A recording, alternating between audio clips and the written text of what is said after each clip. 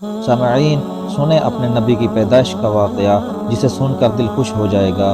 ہمارے پیارے آقا حضرت محمد مصطفیٰ صلی اللہ تعالیٰ علیہ وسلم اللہ کے سب سے محبوب نبی ہیں۔ آپ کی پیدائش اور آپ کی ساری زندگی معجزے سے بری ہوئی تھی، کیونکہ آپ جیسا نہ کوئی آیا ہے اور نہ کوئی آئے گا۔ حضرت حسان رضی اللہ تعالیٰ عنہ جو اسلام کے پہلے شاعر تھے، حضور نبی اکرم صلی اللہ علیہ وسلم کی شان میں یہ نعت پڑھتے ہیں کہ حضور جیسا حسین و جمیل نہ کسی ماں نے جنا ہے اور نہ ہی کوئی ماں جنے گی۔ جب نبی اکرم صلی اللہ تعالیٰ علیہ وسلم اپنی والدہ کے پیٹ میں تھے تو بی بی آمنہ کی پیشانی پر ایک نور چمکتا تھا۔ بی بی آمنہ کہیں بھی تشریف لے جاتی تو بادل آپ پر سایہ کرتے، درخت جھک کر آپ کو سلام کرتے اور پتھر بول کر سلامی بھیجتے۔ جب نبی اکرم صلی اللہ تعالیٰ علیہ وسلم کی پیدائش مبارک ہوئی تو پورے آسمان پر نور ہی نور پھیل گیا، دنیا کے تمام بت اور مورتیاں گر پڑے۔ جب حضرت جبرائیل علیہ السلام نے مشرق و مغرب، شمال و جنوب میں جشن ولادت کی خوشی میں جھنڈے لگائے، فرشتے آپ کے استقبال کے لیے آسمانوں سے نازل ہوئے اور ہر طرف اندھیرا اجالا میں بدل گیا۔ حضور نبی اکرم صلی اللہ علیہ وسلم کی ولادت باسعادت کے متعلق آپ کے دادا جان حضرت عبد المطلب فرماتے ہیں کہ میں کعبۃ اللہ کا طواف کر رہا تھا کہ اچانک میں نے دیکھا کہ کعبہ چاروں طرف سے جھکا اور مقام ابراہیم میں سجدہ کرنے لگا۔ سبحان اللہ!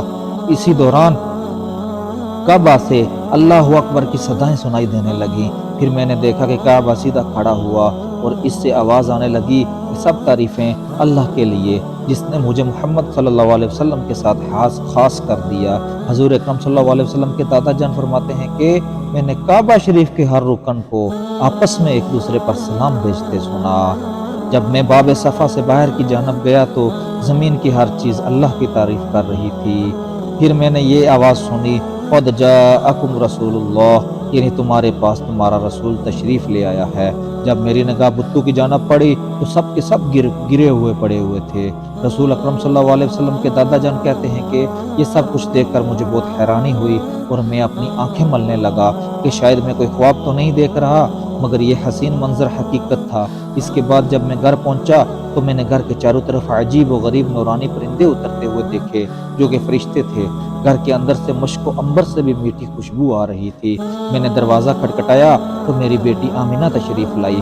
حضور اکرم صلی اللہ علیہ وسلم کی والدہ ماجدہ حضرت آمنہ کی پیشانی پر ایک نور چمکتا دکھائی دیتا تھا کہ میں نے دیکھا کہ بی بی آمنہ کے چہرے پر کوئی تکلیف اور کوئی کمزوری کے آثار نہیں نظر آ رہے تھے، اور بی بی آمنہ کی پیشانی سے جو نور چمکتا تھا وہ اب نظر بھی نہیں آ رہا۔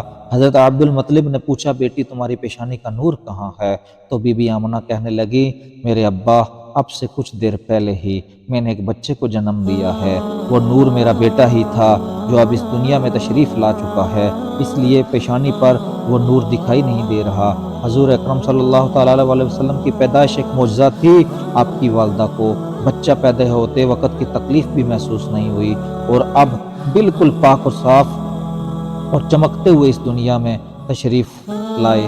بی بی آمنہ فرماتی ہیں کہ نبی اکرم صلی اللہ علیہ وسلم کی پیدائش کے بعد ایک غیب سے آواز آئی، میں نے سنا کہ پکارنے والا کہہ رہا تھا کہ اس کا نام محمد رکھنا، یہ بچہ وہی ہے جس کا ساری دنیا کو انتظار تھا، یہ دنیا کے اندھیروں اور کفر و جہالت کا خاتمہ کرے گا، یہ بچہ پوری دنیا میں روشنی پھیلائے گا، یہ بچہ وہ آخری نبی ہے جس کے آنے کی خبر تمام نبی دیتے رہے، جس کا نام آسمانوں پر محمود ہے اور تورات میں موعود ہے، زبور میں ہادی ہے، انجیل میں احمد ہے اور قرآن میں طٰہٰ، یاسین اور محمد صلی اللہ علیہ وسلم ہے۔ یہ ہے ہمارے نبی کی ذات جن جیسا نہ کوئی اس دنیا میں آیا ہے نہ آئے گا، جن جیسا نہ کسی ماں نے جنم دیا ہے نہ کوئی ماں جنم دے سکے گی۔ ہمارے نبی کی شان سب سے اعلیٰ ہے۔ آپ اللہ کے سب سے محبوب نبی ہیں۔ یا نبی، اگر آپ نہ ہوتے تو ہم غریبوں کا کیا ہوتا؟ ہم اللہ کا شکر ادا کرتے ہیں کہ اللہ نے ہمیں آپ کا امتی بنایا، تو آپ بھی اللہ کا شکر ادا کریں کہ اللہ نے آپ کو حضرت محمد مصطفیٰ صلی اللہ تعالیٰ علیہ وسلم کا امتی بنا کر اس دنیا میں بھیج دیا۔